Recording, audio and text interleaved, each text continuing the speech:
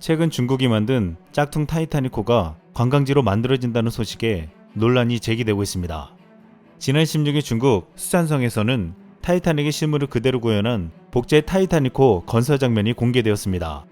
이 프로젝트는 2016년에 시작되었으며 완료되면 길이 269m, 높이 53m가 될 것으로 예상되고 있습니다. AFP 통신은 스촨에 건설되는 복제 타이타닉은 호화로운 선실 내부 식당과 풀장, 심지어 문손잡이까지 모든 것이 타이타닉의 원형을 본땄다고 전했습니다. 또한 놀이공원의 투어버스에는 영화 타이타닉의 테마곡이 반복적으로 재생될 것이라고 했습니다. 하룻밤을 배에서 보내는 비용은 35만원으로 5성급 크루즈 서비스가 제공될 예정으로 알려졌습니다. 이 프로젝트에 투자한 수 샤오주는 타이타닉호에 대한 기억을 되살리기 위해 자금을 댔다며 연간 200만 명에서 500만 명의 방문객이 타이타닉호를 보러 올 것이라고 자신했습니다. 수 샤오주는 테마파크를 여는 날 영화 타이타닉을 만든 제임스 카메론 감독과 주연을 맡았던 두 배우를 초청하고 싶다고 했습니다. 그런데 수 샤오준의 이 같은 말과 무리한 계획은 강렬한 비판을 받았습니다. 이 테마파크에서는 타이타닉호가 빙하와 충돌하는 체험을 관광객들이 직접 느낄 수 있도록 할 계획까지 만들어졌습니다. 하지만 이 계획은 너무 잔인하다는 비판에 무산되었습니다. 중국의 이런 무리한 시도에 타이타닉호 생존자와 희생자 가족들은 반발하며 비극적 사고를 이용해 돈을 벌다니 유감이다. 희생자들이 죽어서도 눈을 감지 못할 것이다 라고 비판했습니다. AFP는 재난이 발생한 여객선이라는 점에서 관광객을 끌어들일 수 있는지 의문이 제기되고 있다라고 말했고, BBC는 타이타닉 생존자의 딸인 진 레그 인터뷰를 보도했는데, 진 레그는 아버지가 이것이 복제되고 있다는 것을 알았다면 그가 그의 무덤에서 일어날 것이라고 생각한다라며 그들은 비극 때문에 타이타닉을 사용하고 있다, 화가 난다 라고 말했습니다. 그런데 더욱 어이가 없는 것은 원래 실제 항해할 수 있는 타이타닉2를 만들겠다는 계획을 중국이 그대로 베꼈다는 것입니다. 2012년 호주의 최대 광산재벌 클라이브 파머가 100년 전 가라앉은 타이타닉호와 똑같은 타이타닉 2호를 만들겠다고 밝혔습니다. 모두가 그의 그럴싸한 계획에 놀랐는데 문제는 그것을 중국 조선소에 주문한 것입니다. 당시 블룸버그 통신 등 주 외신들은 호주 최대 광산재벌 클라이브 파머가 오리지널 타이타닉을 본뜬 21세기판 타이타닉을 제작해 오늘 2016년 첫 항해에 나설 계획이라고 밝히며 타이타닉 2호 선박의 제작은 중국 국유기업 CSC 진링 조선소에 맡겼다고 발표했습니다.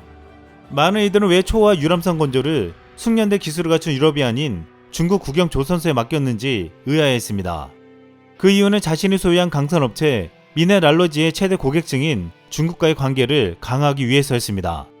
이미 이 계약을 체결하기 2년 전에는 중국 국제전력발전사와 호주 무역 사상 최대 규모의 계약을 체결하기도 했습니다. 이렇게 중국에게 광물을 팔아서 최대 부자가 된 파머는 최대 고객인 중국에게 타이타닉을 만들어 보라고 한 것입니다. 하지만 중국에게 타이타닉 제작은 상당히 힘든 과제였습니다. 초대형 크루즈 선박 건조는 덩치만 큰 컨테이너 선박 건조와는 전혀 달랐습니다. 크루즈 선박 건조에는 상당한 노하우가 필요하지만 중국 조선소에게는 역부족이었습니다. 하지만 이런 상황을 모르는지 파머는 체육관, 수영장, 도서관, 레스토랑, 화려한 객실까지 모두 갖출 타이타닉 2호는 오리지널 타이타닉만큼 호화로운 여객선이 될 것이라고 기대했습니다. 또한 파머는 에어컨은 갖춰져 있지만 옛 감흥을 살리기 위해서 TV와 인터넷은 설치되지 않으며 탑승객들 또한 20세기 초기 스타일의 복장을 하게 된다고 했습니다. 여기에 중국 조선소는 겉모습은 100년 전과 같지만 내부는 호화롭게, 성능은 최첨단 기술을 총동원해 최신식으로 제작되며 첨단 항법 장비를 탑재해 100년 전의 비극은 다시 없을 것이라고 큰소리쳤습니다.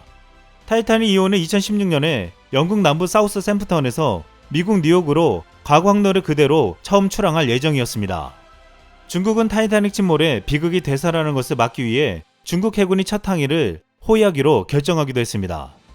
하지만 2016년 아무런 일도 벌어지지 않았습니다. 중국이 만들어 2016년에 출항하겠다는 타이타닉 2호는 2022년으로 연기되었습니다. 무려 6년이나 뒤로 늦춰진 것입니다. 그럼에도 중국은 2022년에는 놀라운 항해를 보여주겠다며 타이타닉 2호가 110년 전과 달라진 점은 현대적 항해와 안전기술, 많은 구명보트로 안전성을 높였다는 것이라고 설명했습니다. 일본 네티즌은 구명보트가 많다고 말하는 것과 중국 해군이 호위한다는 사실이 더욱 불안하게 한다며 기술력이 부족한 중국이 만든 타이타닉이 또다시 침몰하는 게 아니냐며 우려했습니다. 중국은 이렇게 두 개의 타이타닉을 만들어 전 세계인들에게 놀라운 관광을 선보이겠다고 했지만 많은 이들은 불행했던 과거를 복제해 만든 중국이 다시 불행한 결말을 맞게 될 것이라고 비판하고 있습니다. 중국이 이렇게 논란이 되는 사이 미국 CNN은 한국에서 가장 미스터리한 섬을 보도하며 외국인들이 잘 모르지만 지구상에서 가장 아름다운 섬들 중 하나라고 치켜 세웠습니다.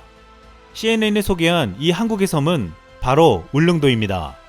CNN은 많은 외국인들에게 한국에 가면 울릉도를 꼭 가보라고 추천했는데 울릉도는 2025년 울릉공항이 건설되기 때문에 앞으로 세계적인 관광지로 만들자는 말이 국내에서 나오고 있습니다. CNN은 울릉도는 포항이나 강릉항으로 2시간 반 정도 가서 이후 3시간 반 정도를 배를 타고 들어가야 한다고 했습니다. 힘든 여정이지만 그럴 만한 가치가 있다고 했습니다.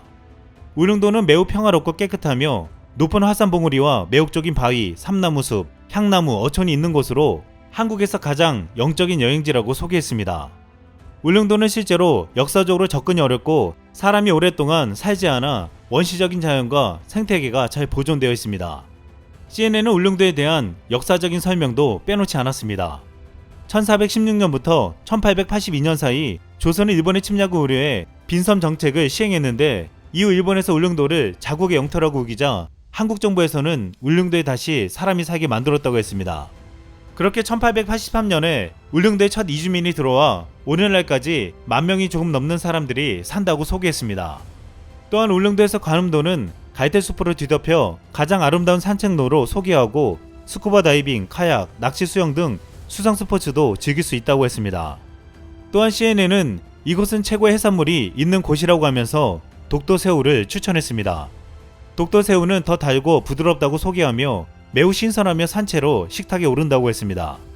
여기서 언급한 독도새우는 지난 2017년 트럼프 대통령의 방한 때 청와대 만찬에 올라 유명세를 타기도 했습니다. 당시 일본 정부는 만찬장에 오른 독도새우를 두고서 이틀 연속 항의하기도 했습니다. 일본 일각에서는 이를 지적하며 왜 다케시마 새우가 아닌 독도새우라고 지칭했냐고 묻기도 했습니다. 우리는 독도해역에서 잡힌 닭새우를 독도새우라고 자연스럽게 부른다고 했는데 트럼프가 방한 전 일본에 갔을 때도 만찬에서 이해시 연안에서 잡힌 닭새우인 이세새우가 올라왔습니다. 우리는 우리 땅인 독도의 지역명을 딴 새우를 만찬에 올린 것은 문제가 없다고 했습니다. 그런데 결국 이런 일본의 항의 때문에 독도새우는 국내를 포함해 국제사회에서 유명세를 탔습니다. 이후 경북 울릉군에서 독도새우를 가장 많이 판매하는 청금수산 박종현 대표는 독도새우가 유명해져 배를 한 척 더 구입했다고 했습니다. 독도새우는 몸집이 20cm 정도가 되며 마리당 10,000원을 훌쩍 넘길 정도로 비싸지만 잘 팔리고 있다고 했습니다. 네티즌들은 앞으로 이런 전략은 울릉도와 독도를 알리는 것과 동시에 우리 역사를 제대로 알릴 수 있다고 보고 있습니다. 이렇게 일본은 끊임없이 역사를 왜곡하고 중국은 남의 것을 베껴서 관광지로 만들려고 하지만 한국은 울릉도와 같은 섬을 관광지로 개발하며 전세계 우리 역사를 제대로 알려나가고 있습니다. 이상 쓸망이었습니다.